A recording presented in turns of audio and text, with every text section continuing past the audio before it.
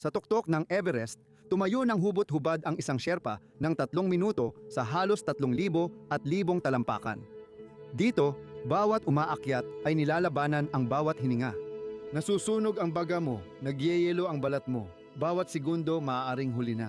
Pero noong Mayo 24, 2006 nagpasya si Lakpa Tarki Sherpa, 25 taong gulang na hubarin ang lahat ng kanyang saplot, ang kanyang jacket, bota, pati na ang oxygen mask, at tumayo siyang hubot-hubad sa pinakabanal na tuktok sa mundo.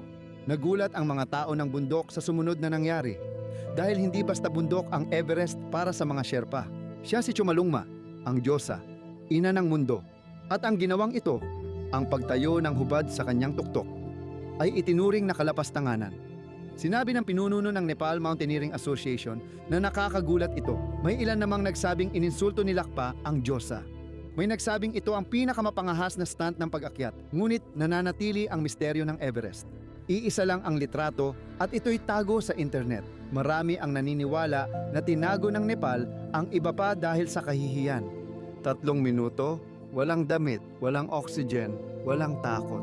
Ang stunt ni Lakpa Tarki Sherpa ay isa pa ring pinakakontrobersyal at bihirang record sa kasaysayan ng Everest.